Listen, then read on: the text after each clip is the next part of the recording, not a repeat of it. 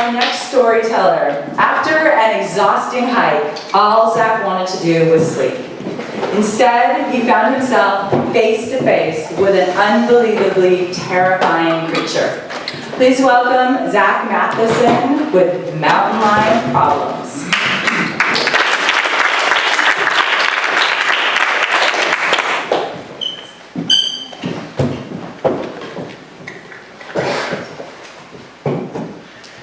So they say that when you encounter a mountain lion, what you have to do is get really, really big. If only I had known that 3 months ago. See, I was on a short 33-mile hiking trip with my coworkers.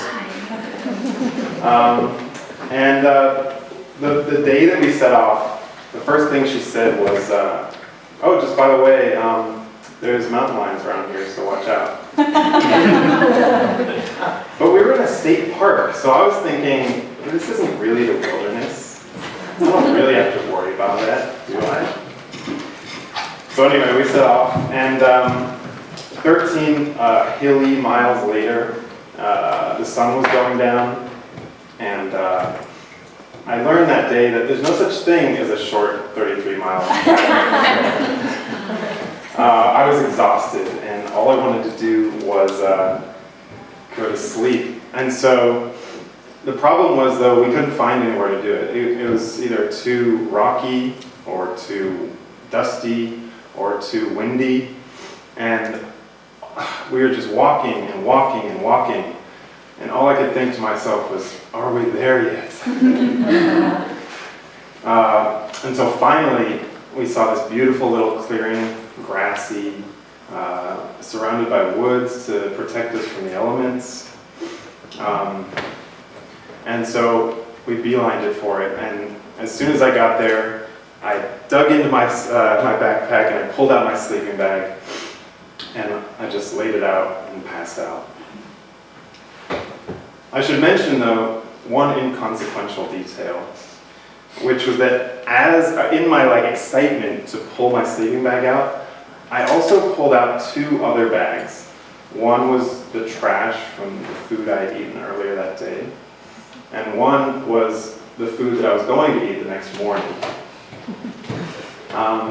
Why, you may be asking yourself, is he telling me these inconsequential details? Well, it's because in the middle of the night, I don't know what time it was, all I know is pitch black, those details became consequential. I was suddenly awoken with a thought. My thought was, what is that sound? And then a second thought. Oh, shit. The food. And I realized that I had left a literal trail of breadcrumbs ending in my head. And this wasn't just any sound. It was a terrifying sound. Something like...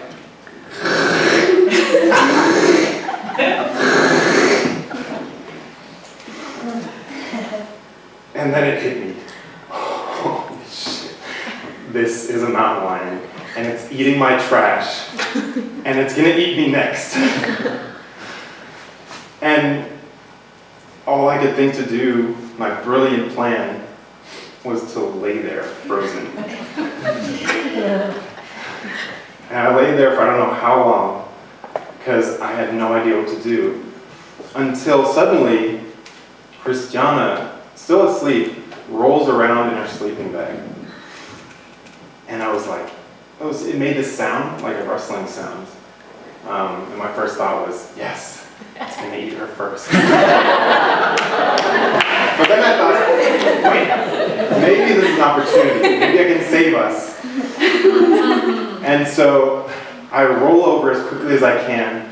I have my knife and my headlamp right next to my head. So I grab my knife in one hand, I grab my headlamp in the other, and I flash it on.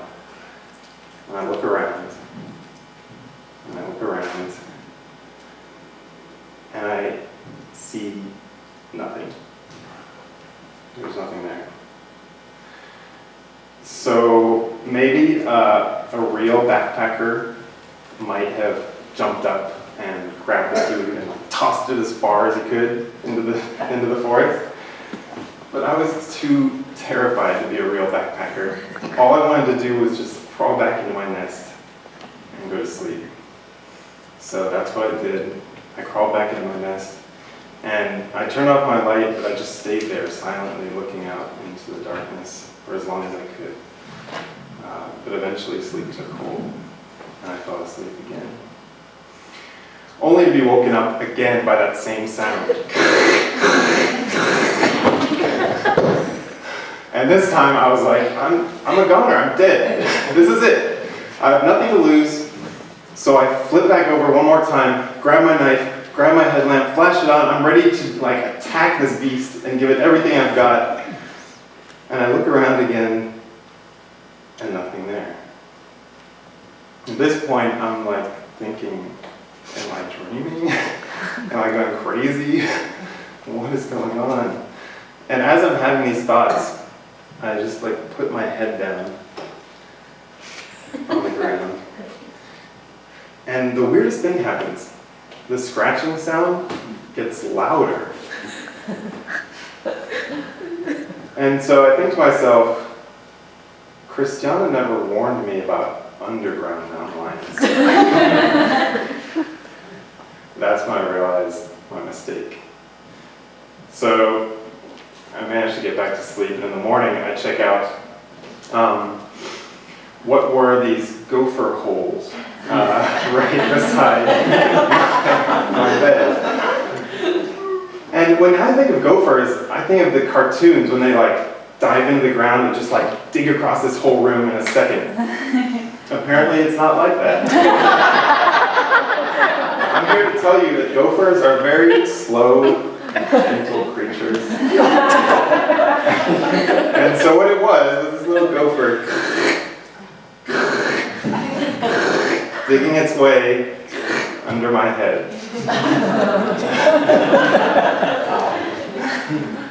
So, anyway, I don't know if this story really has a moral.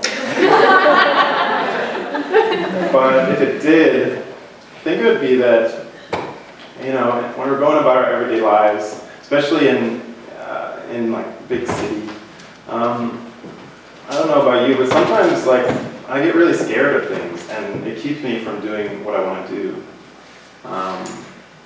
And I think a lot of those fears that we have, we think of them as mountain lions when they're really gophers.